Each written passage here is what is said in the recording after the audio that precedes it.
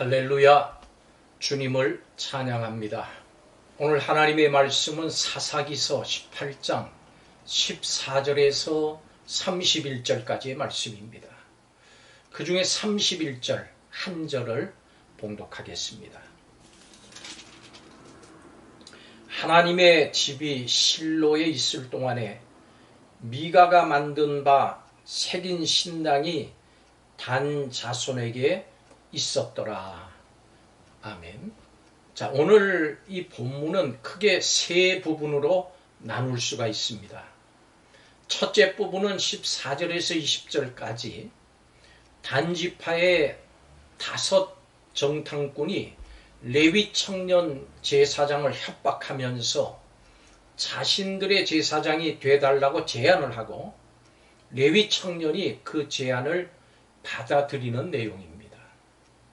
두 번째 부분 21절에서 26절까지의 말씀은 단 사람들이 그들을 쫓아온 미가를 협박하니까 죽음의 위협을 느낀 미가가 집으로 돌아가는 내용이고, 마지막 27절에서 31절까지는 단 자손이 라이스를 점령을 하고 미가에게서 뺏어온 신상을 세우고 레위 청년을 제사장으로 세우는 내용입니다.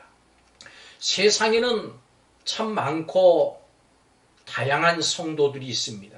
그런데 성도가 본질적으로 가져야 될 공통적인 특징이 있습니다. 복음으로 말미암아서 성도가 반드시 나타내야 할 특징이 무엇인지를 3가지로 살펴봅니다. 첫째, 성도는 재물과 사람의 힘을 추구하지 않습니다. 성도가 가진 복음은 세상과 충돌하고 세상과의 그 구분점이 됩니다. 세상은 재물과 사람의 힘을 절대적으로 여기고 이것을 힘의 근원으로 삼습니다. 이스라엘이 하나님을 버리고 우상에 빠졌을 때 미가의 집에 머물던 제사장이 미가를 배신하고 한 지파의 제사장이 되기를 기뻐했던 것은 그저 우연한 일이 아닙니다. 복음을 이루면 재물과 사람의 힘에 대한 집착에서 벗어날 수가 없습니다.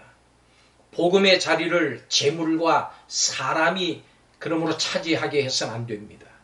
이것은 복음만이 재물과 사람의 힘의 한계를 깨닫게 하고, 복음은 재물과 사람의 힘이 결코 줄 수 없는 것을 얻게 하기 때문입니다. 이런 이유로 성도는 재물과 사람의 힘을 추구하지 않습니다. 이런 것들을 오히려 사소하게 여깁니다. 복음을 가진 성도라면은 이런 특징이 반드시 나타납니다. 두 번째로, 성도는 무력과 권력을 휘두르지 않습니다. 단지파는 하나님의 진정한 뜻을 따라서 아모리 족속을 대적하지는 못하면서 힘이 없고 도와줄 사람이 없는 라이스를 점령을 하고 하나님의 승리라고 간증을 했습니다.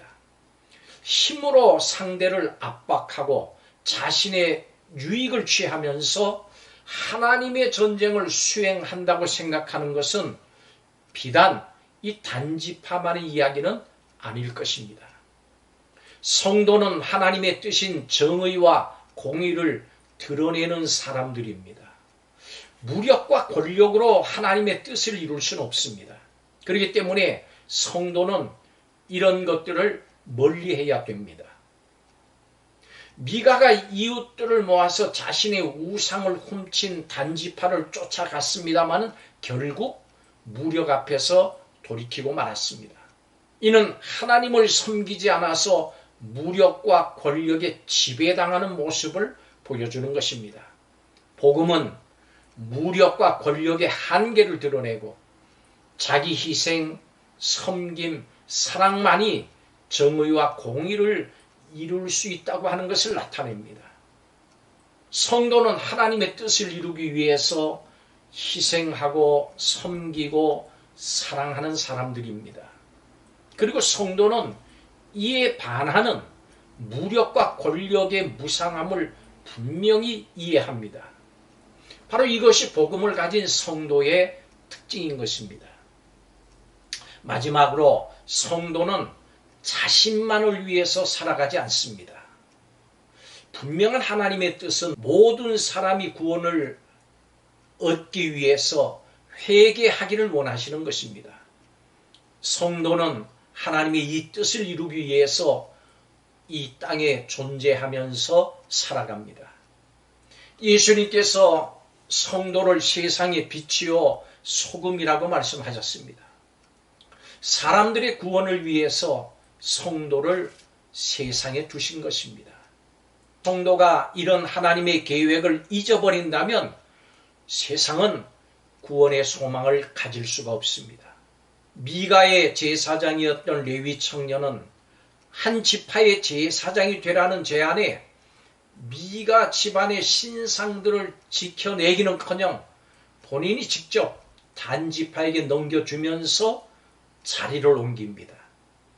단지파는 자신보다 약한 사람들을 협박하면서 침략하고 죽이기까지 합니다.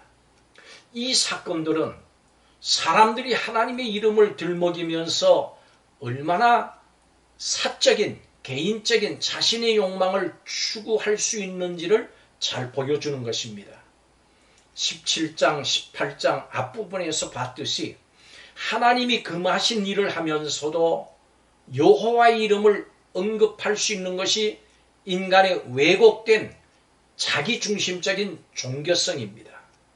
그리고 안락함을 위해서 자신의 소명도 버리고 더 나은 조건을 찾아가는 것을 사람들은 지혜라고 부르기도 합니다. 우상 숭배에 빠진 단지파의 만행으로부터 라이스의 백성을 구원할 리가 없었습니다. 성도는 하나님의 구원 계획을 깨닫고 수행해야 합니다. 하나님은 죄에서 구원받은 그분의 백성으로 말미암아 많은 사람들이 하나님께 돌아오는 것을 기뻐하십니다. 복음을 통해서 이런 일들이 끊임없이 일어나는 것, 이것이 성도들이 감당해야 될 의무요, 책무요, 특징인 것입니다. 성도는 이런 모습을 잃지 말아야 됩니다. 복음에는 모든 것을 넉넉히 수행할 수 있는 능력이 있습니다. 복음을 붙잡고 이런 분명한 차이를, 성도의 특징을 세상에 드러내는 성도들이 되시기를 주의 이름으로 축복합니다. 기도하겠습니다. 하나님의 정의와 공의를 결코 재물의 무력함과 무력으로 이룰 수 없음을 깨닫게 해주시고 오직 예수 그리스도의 사랑과 복음으로 하나님의 공의와 정의를 드러내기에 힘쓰는 성도들이 되게 하여 주시옵소서.